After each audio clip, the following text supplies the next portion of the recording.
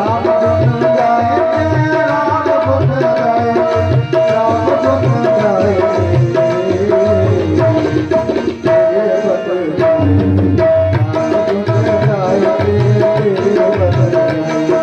राम गुण गाए तेरी बन जाए तेरी बन जाए।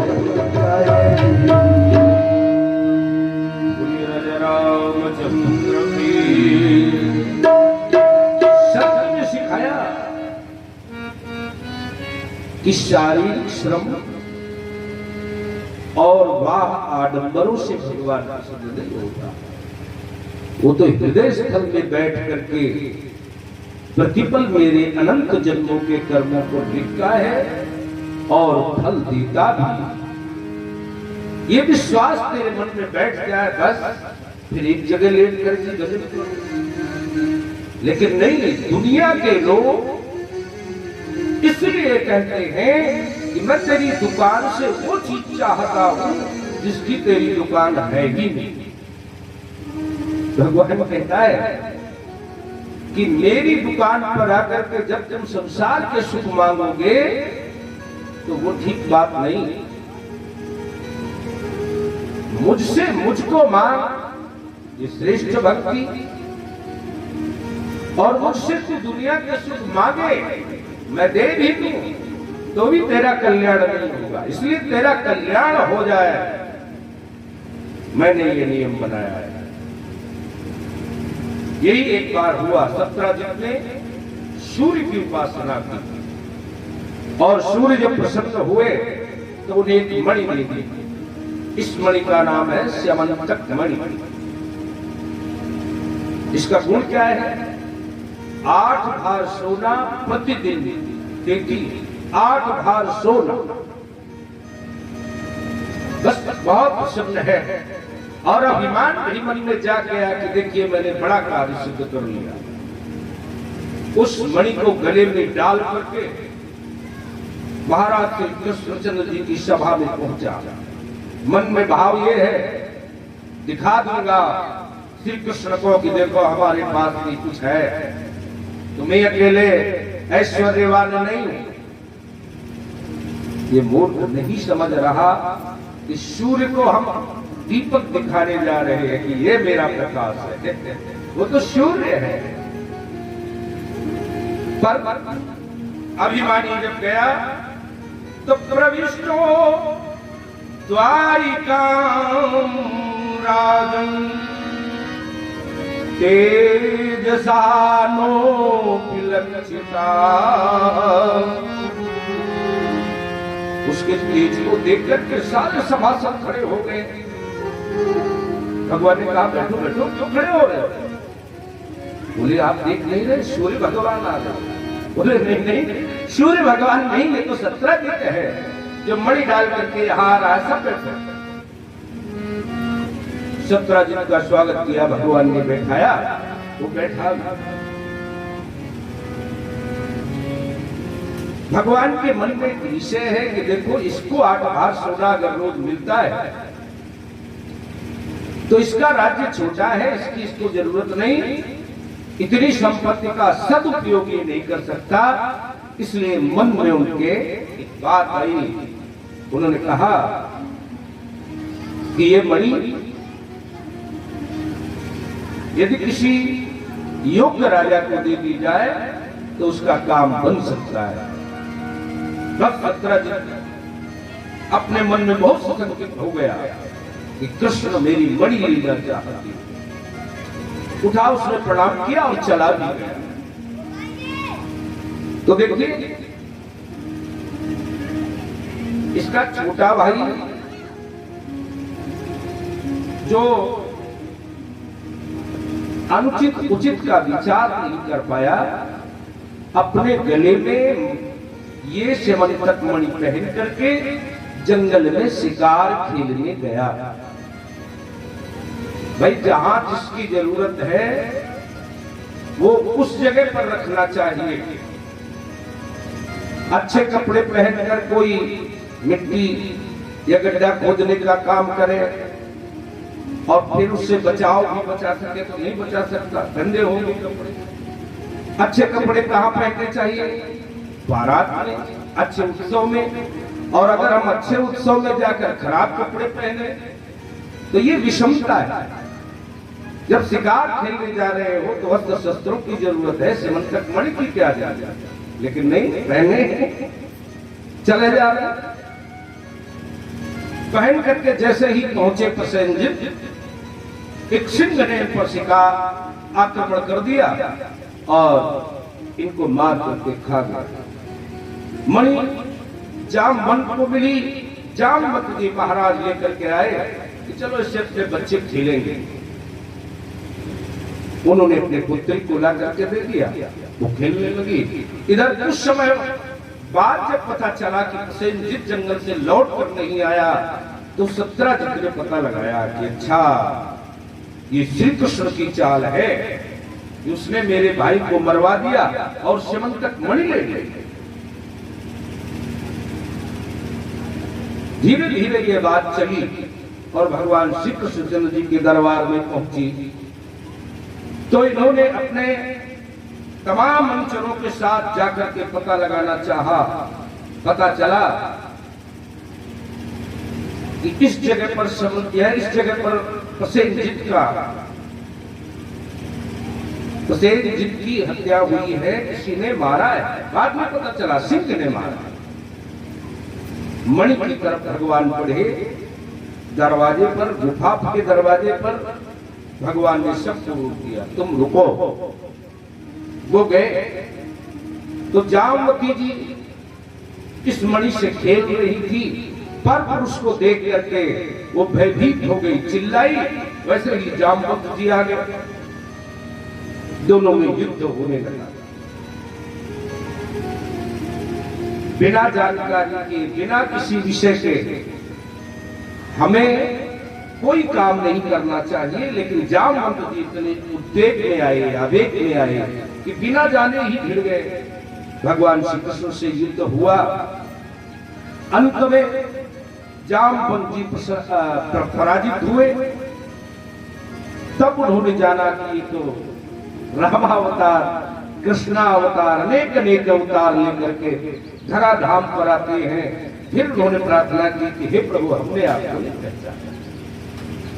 तो उन्होंने मणि भी दी और फिर कहा कि ये कन्या प्रभु आपके काबिल है, आप इसे स्वीकार कीजिए। जामवती जी का विवाह भगवान श्री कृष्णचंद्र जी के साथ हुआ। साथ ही इस कथा का प्रभाव श्री सुखदेव जी ने बताया कि यदि किसी को झूठी चोरी का आरोप लग जाए तो उसे यह कथा सुननी चाहिए, या चौथ के चंद्रमा का अनायास ही दर्शन हो जाए जिससे कलंक लगता है तो भी सिमंतक मणि की कथा सुननी चाहिए। इससे ये कलंक और दोष दूर हो जाते हैं।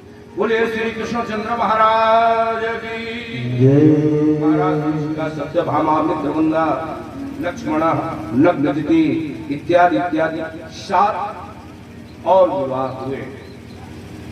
8 पटरानियां महाराज श्री कृष्णचंद्र जी ने बनाई। और भौमासुर का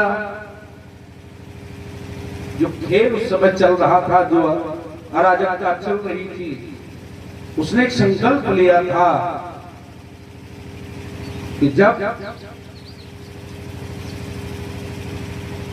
16,108 हो जाएंगी कन्याएं तब मैं उनके सबके साथ विवाह करूंगा। इसलिए वो लाकर बंदी बनाता और सबको त्रास देता। भौमासुर का वध करने के लिए सत्यभामा के साथ भगवान गए और नरकासुर का वध करके उसकी जेल में बंदी इन 16,000 कन्याओं को मुक्त कराया। सबने एक प्रार्थना की कि प्रभु जगत मुझे स्वीकार नहीं करेगा। क्यों? क्योंकि जगत उस कन्या का वर्ण नहीं करना चाहता जो पर पुरुष के संपर्क में रही। मैं तो भौमासुर, नरकासुर के जेल में रही हूं, इसलिए ये दोष मुझे लगेगा, तो प्रभु आप ही मेरा वर्ण कीजिए। भगवान ने सबको आश्रय दिया। इस प्रकार श्री सुखदेव जी महाराज ने श्री कृष्णचंद्र जी के विवाहों की कथा श्री परीक्षित जी को सुनाई और परीक्षित जी इन सब से संतुष्ट जब हो गए तब उन्होंने एक आगे की बात रखी, कहा कि इनकी संतति में जब अनुरुद्ध पैदा हुआ तब उस समय की कथा कहना प्रारंभ किया। इनकी संतति माने इन 16,108 से सबकी 10 संतानें उत्पन्न हुई। 10 से कितना बड़ा भूभाग भर गया। ये है इनकी संतति। सबकी संतति को इन्होंने स्वीकार किया और इस युद्धकुल पर इनकी बड़ी तीव्र नजर है, तीव्र दृष्टि है। महाराज से तीव्र दृष्टि रखते हैं, परंतु फिर भी जब इतना बड़ा परिवार है तो इतने बड़े परिवार में क्या साज संभाल होगी ये समझ में कम आता है। आइए भजन से जुड़े और उपरांत आपको हम बाणासुर की पुत्री उषा का विवाह अनुरुद्ध के साथ हुआ ये कथा सुनाएगा।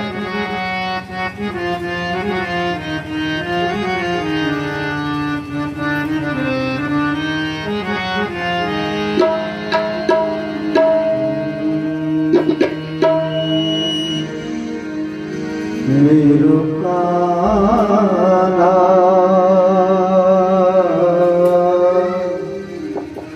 मेरो कान्हा गुलाब को फूल मेरो कान्हा मेरो कान्हा गुलाब को फूल किशोरी मेरी किशोरी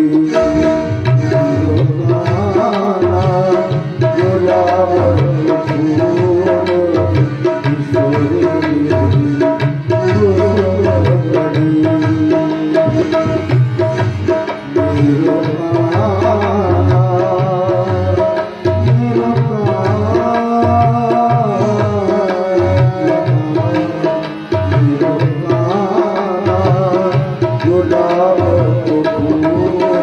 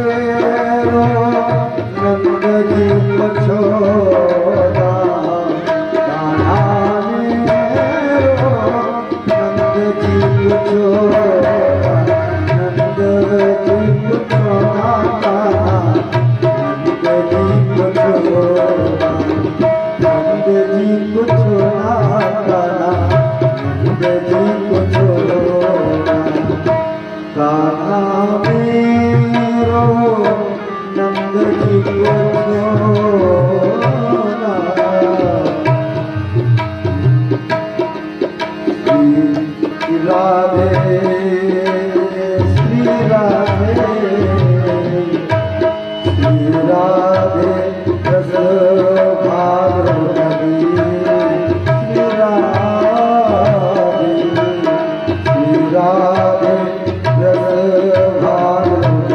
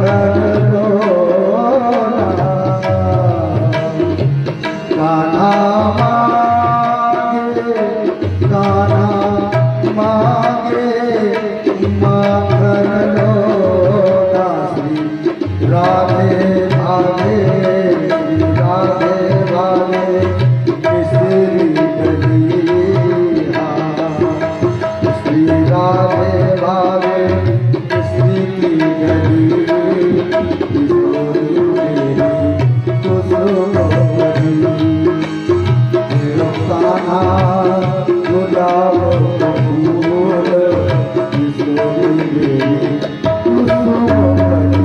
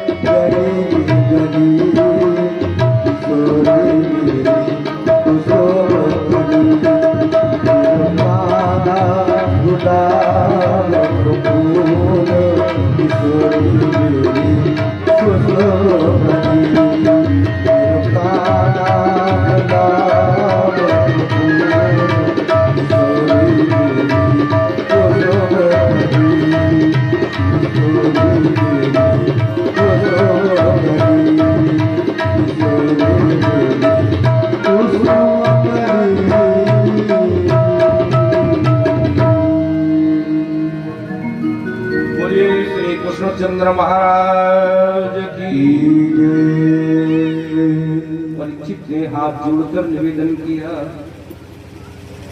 एक बात बताओ प्रभु, ये जो भगवान शंकर हैं उनका युद्ध श्री कृष्ण जी से हो गया, क्यों?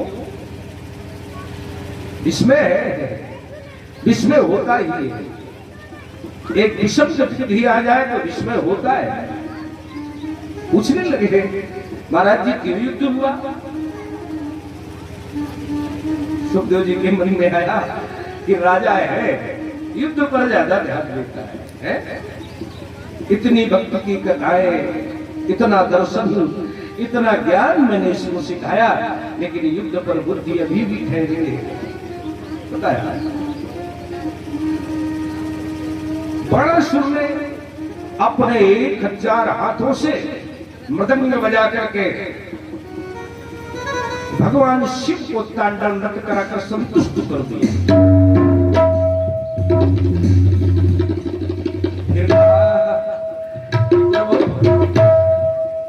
संतुष्टम में युद्ध था, और युद्ध हम चाहते हैं कि वो बाहुओं में खुजली होती है, तमाम वीरों के पास मैं जाता हूं, पर युद्ध नहीं चाहते वो। अच्छा, तो भगवान शिव सोचने लगे कि ये काम मेरे बस का नहीं है। बाणासुर महाराज श्री कहने लगे, बाणासुर तुम ये झंडा ले जाओ, ध्वजा, और अपने शोणितपुर में ऊपर लगाना, और रोज इसका दर्शन करना। जिस दिन ये झंडा झुक जाए, समझ लेना आज युद्ध के लिए कोई वीर मुझे मिल जाए। बाणासुर ने ऐसा ही किया, लगा लिया, प्रतीक्षा करने लगे कि कोई न कोई आएगा, फिर युद्ध होगा, तो मेरी जो बाहुओं में खुजली होती है वो संतुष्ट हो जाऊंगा। महाराज श्री कहने लगे कि इसकी एक पुत्री, उसका नाम है उषा, वो स्वप्न देख रही। स्वप्न तो बड़ा विचित्र होता है, रंग को राजा दिखाई देने लगता है, स्वप्न मन में बनने लगे बस। फिर चाहे जागृति अवस्था में ही स्वप्न देखा जा रहा हो, लेकिन वो स्वप्न बड़ा प्रिय होता है, विचित्र होता है, प्रिय होता है। देख रही है उषा, ये कोई सुंदर सा राजकुमार मेरे जीवन में आया है, और उसने आकर के मुझे वर्ण कर लिया। वो राजकुमार इतना सुंदर है कि कामदेव की भी छवि उसके सामने लजा जाएगी। सब देख रही है, और देखते देखते वो वहां तक गई कि मैं उसके साथ अभी अभी पर्यंक पर जाने वाली हूँ। तभी निद्रा खुल गई, वो छटपटा उठी, हाय हाय वो राजकुमार कहाँ चला गया। उसने अपनी सहेली को जगाया, चित्रलेखा, हाँ उठो उठो, क्या हो गया? मैं एक स्वप्न देख रही थी, व्यसनम ते अर्श करुषामित लोचनाम यदि मन्यते, और तुम बड़ी चतुर हो, तुम चित्र बना लेती हो। हाँ चित्र बनाती हूँ, तो तुम अनुमान से चित्र बनाओ, फिर मैं खोज लूंगी कि चित्र में मेरा वो राजकुमार कौन सा है, कहाँ है, मैं खोज लूंगी। उसने भी चित्र बनाए, मनुजेशु, सबसे पहले मनुष्यों के चित्र बनाए। राजकुमारी इसमें है कोई? वो कहने लगी ना ना ना, इसमें मेरा कोई नहीं। फिर गंधर्वों के चित्र बनाए, उस पर भी उसने मना कर दिया। किन्नर के चित्र बनाए तो उन्होंने मना कर दिया। बनाते बनाते इंद्रादि देवताओं के भी चित्र बनाए, फिर उन्होंने मना कर दिया। तब उसने समझ लिया कि अब बात बन जाएगी। उसने श्री कृष्णचंद्र जी का चित्र बना दिया। ये तो नहीं है, पर मिलता जुलता है, कुछ ऐसा ही है। तो उसने फिर प्रद्युम्न का चित्र बनाया। कहा ऐसा कि अब तो बहुत कुछ मिलता है, बहुत कुछ नजदीक पहुंच गई हो, और बनाओ। तो अंत में उसने अनुरुद्ध का चित्र बना दिया। वो एकदम से छटपटा गई, बस रुक जाओ, यही मेरा पति है, इसे ही मैंने सपनों में वर्ण कर लिया है। अब चित्रलेखा पता करो ये किसका पुत्र है। चित्रलेखा ने ध्यान करके देखा तो भगवान श्री कृष्णचंद्र जी का पौत्र है ये, इसे कैसे पाओ तुम बताओ। उषा ने चित्रलेखा पर ही भार डाल दिया, तुम बताओ मैं कैसे पा सकती हूं। चित्रलेखा ने कहा तुम शांत रहो, अपने महल को सजा करके रखो, मैं अभी लेकर के आती हूं। ये अपने महल को सजाने लगी। नरसा पर्यंक शीत वातानुकूलित वहां पर सारी व्यवस्थाएं की, फूलों का उस पर बिछोना बिछा दिया, सुंदर अपने आप को सजाने लगी कि मेरा प्रियतम आएगा और प्रियतम का पहला दर्शन करे, उसमें मैं अनुत्तीर्ण हो जाऊं कहीं तो इसलिए सज रही है। और उसने अपने आप को बहुत सुंदरतम बनाया। चित्रलेखा गई, महाराज श्री प्रद्युम्न के पुत्र अनिरुद्ध जी सो रहे हैं। उसने उसे पर्यंक सहित उठाया और उठा करके आकाश मार्ग से ले जा करके बाणासुर के उस महल में रखा जहां पर उषा बैठी थी। उसने देखा ये सुंदर राजकुमार, यही तो मेरे सपनों में आया था, इतना सुंदर। हाँ, जगत का सारा सौंदर्य, बोले नहीं, त्रैलोक्य का सारा सौंदर्य इसमें विद्यमान है। अब जगाऊंगी, वो जगाने का उपक्रम कर रही है, अभी जगाऊं ना। चित्रलेखा ने कहा पहले तू और तैयार हो ले। फिर होले उसने जगाने की विधि बताई। महारानी श्री उषा जी ने उपक्रम भी वैसे ही किया। अनिरुद्ध जी जब जागे तो सारा महल का नजारा ही अलग था, दृश्य ही अलग था। वो स्तब्ध रह गए, पूछने लगे ऐ युवती ये बताओ तुम कौन हो।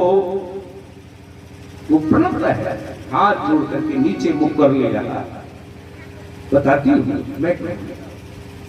और ये भी बताओ कि ये जगह कौन सी है और मुझे किस कारण से तुमने यहाँ ला करके रखा है। उसने मंद मुस्कुरा करके सारी चीजें बता दी। ये मेरा उद्देश्य है। अनिरुद्ध जी महाराज निकलने के लिए उद्यत हुए, वैसे ही उषा ने रोका, रुक जाओ, क्या बात है, कहां जा रहे हो। बोले मैं यहां नहीं रहना चाहता। उन्होंने कहा बाहर मेरे पिताजी के सैनिक हैं, वो आपको बंदी बना लेंगे। उनका नहीं, बंदी कोई नहीं बना सकता, मैं बल और पौरुष रखूंगा। तब तक उसके सैनिक आई गए। ये बातें हो ही रही थी, सैनिक आ गए और सैनिकों ने अनिरुद्ध पर प्रहार करना चाहा। उषा ने मना किया तो उन लोगों ने उसे बंदी बनाया और जेल में डाल दिया। अनिरुद्ध जी बंदी बना लिए गए। नारद जी को मजा नहीं आता। नारद जी को लगा कि देखो श्री कृष्णचंद्र जी महाराज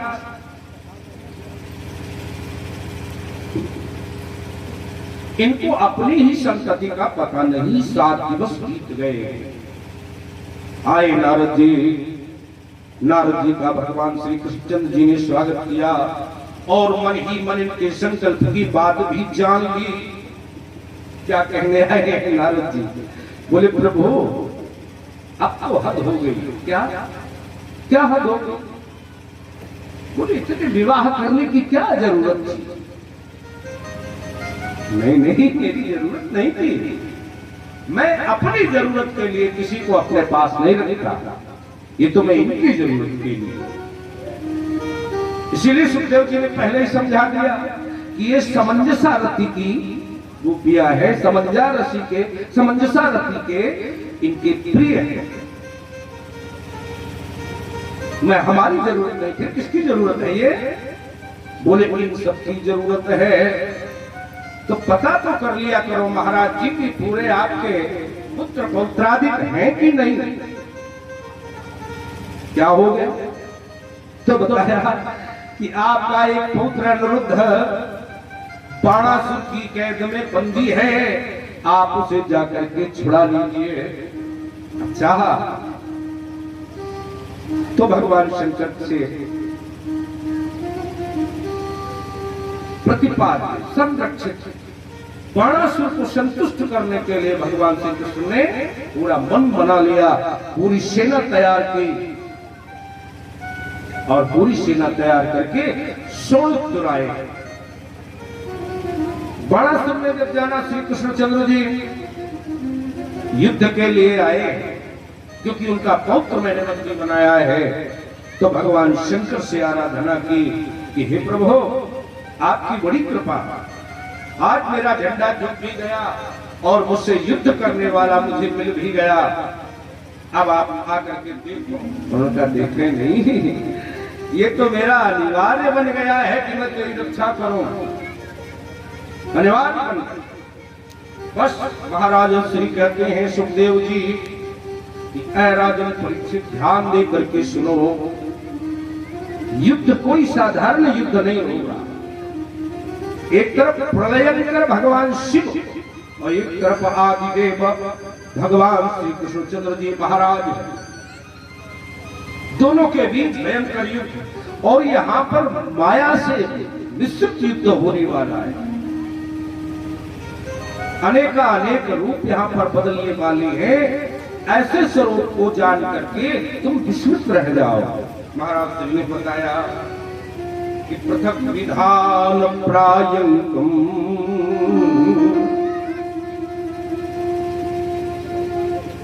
प्रिय